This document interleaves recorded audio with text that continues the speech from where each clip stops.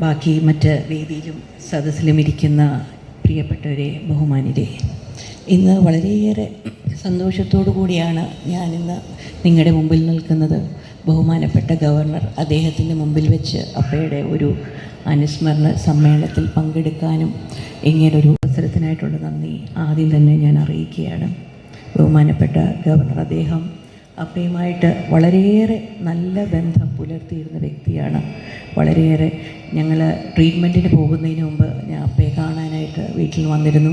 ഇപ്പം മരണത്തിന് ശേഷം ഇപ്പം ഈ 1-ാം വാർഷികത്തിൽ തന്നെ ഞാൻ അദ്ദേഹമുള്ള 2ാമത്തെ പരിപാടിയിലാണ്. അത് പള്ളിയിലും വന്നിരുന്നു, ഇവിടെയും അങ്ങനെ വളരെയേറെ നല്ല ബന്ധം പുലർത്തി കൊണ്ടുപോകുന്ന വ്യക്തിയാണ്. അതിനുള്ള നന്ദി ആദ്യമായി തന്നെ അറിയിക്കുകയാണ്. അപ്പയെ പറ്റി പറയുകയാണെങ്കിൽ കാരുണ്യവും കരുതലും സാന്ത്വനവും വികസനവും എല്ലാം ഒരുമിച്ച് കൊണ്ടുപോയ വ്യക്തിയാണ് അദ്ദേഹം. ഒരിക്കലും ഒന്നിനു വേണ്ടി വേറൊരെണ്ണം മാറ്റിവെച്ചിട്ടില്ല. എത്ര തിരക്കാണെങ്കിലും മറ്റൊരാൾക്ക് വേണ്ടി കരുതൽ, അയാളുടെ പ്രശ്നത്തിൽ ഇടപെടുന്നത് എപ്പോഴും അപ്പ നോക്കിയിരുന്നതിൽ ഏറ്റവും വലിയ ഉദാഹരണം ജനസമ്പർക്കം തന്നെയാണ്. നാം എല്ലാവരും കണ്ടിട്ടുള്ളതാണ്. 20 മണിക്കൂറോളം രാവിലെ 9 മണിക്ക് തുടങ്ങിയാൽ ഭക്ഷണം പോലും കഴിക്കാതെ ജസ്റ്റ് കരിക്കും വെള്ളത്തിലോ ഓട്സോ മാത്രം കുടിച്ച് 20 മണിക്കൂറോളം നിന്ന് ജനങ്ങൾക്ക് വേണ്ടി പ്രവർത്തിക്കുന്ന ഉമ്മൻചാണ്ടിയെ എല്ലാവരും കണ്ടിട്ടുള്ളതാണ്. വളരെ തിരക്കായിരുന്നു. എത്ര തിരക്കായിരുന്നെങ്കിലും പക്ഷേ വീട്ടുകാരുടെ കാര്യം നോക്കാതിരുന്നിട്ടില്ല എന്നല്ല, മറ്റു വീട്ടുകാരുടെ കാര്യവും നോക്കുമായിരുന്നു. പക്ഷേ ആ തിരക്കിൻ്റെ ഇടയിലും ഒരാൾ വന്നു കഴിഞ്ഞാൽ ആ ആളുടെ കാര്യം ചെയ്യാൻ ഏറ്റവും ശ്രദ്ധിച്ചിരുന്നു. എല്ലാം മാറ്റിവെച്ച്.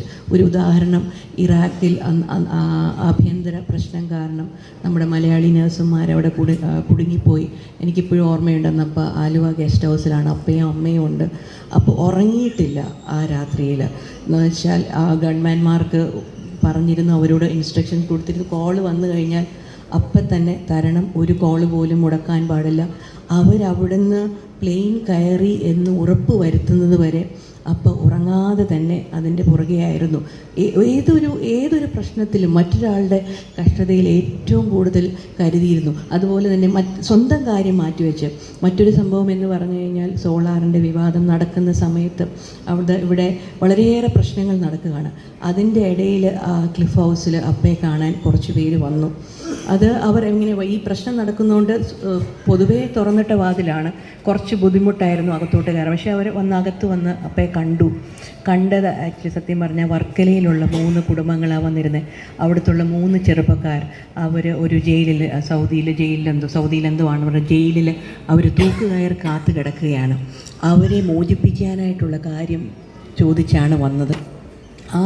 അത്രയും പ്രശ്നം നടക്കുമ്പോഴും സ്വന്തം കാര്യം, അവിടെ വലിയ പ്രശ്നം നടക്കുക, അതെല്ലാം മാറ്റിവെച്ച് അതിനുവേണ്ട എല്ലാ കാര്യങ്ങളും നടത്തി എല്ലാവരോടും സംസാരിച്ചു. അത് കഴിഞ്ഞ് അതിൻ്റെ ബ്ലഡ് മണി അറേഞ്ച് ചെയ്ത് അവരെ വെളിയിലേക്ക് കൊണ്ടുവന്നു. അങ്ങനെ സ്വന്തം കാര്യം മാറ്റിവെച്ച് നടന്നിരുന്ന വ്യക്തിയാണ് അപ്പ. അതുപോലെ തന്നെ ഒരു മനുഷ്യനോടും ശത്രുത പുലർത്തിയിരുന്നില്ല, ഒരു വിരോധവും പറ്റില്ല. നിങ്ങൾക്കറിയാം, ഏറ്റവും കൂടുതൽ മാനസികമായി ഒരുപാട് പീഡിപ്പിക്കപ്പെട്ട അല്ലെങ്കിൽ ഒരുപാട് പ്രശ്നങ്ങൾ അപ്പയെ നേരിട്ടിട്ടുണ്ടെന്ന് നിങ്ങൾക്ക് എല്ലാവർക്കും അറിയാം. പക്ഷേ ആരോടും ഒരു ശത്രുത വെച്ചിരുന്നില്ല.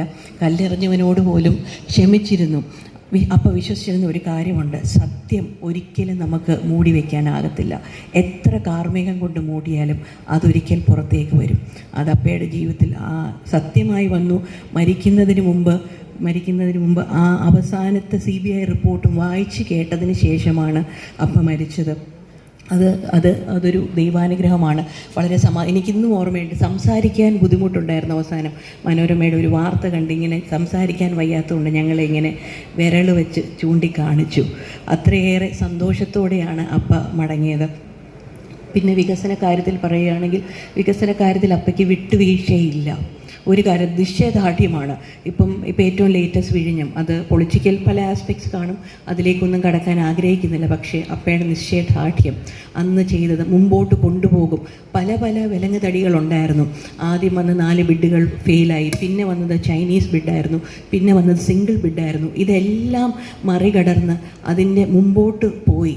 അതാ ഇന്നത് ട്രയൽ റൺ വരെ എത്തി. വളരെയേറെ സന്തോഷമുണ്ട്.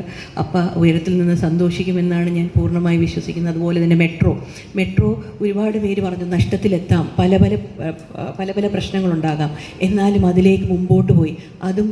അതും ട്രയൽ റൺ നടത്തിയിട്ടാണ് അപ്പ ഇറങ്ങിയത്.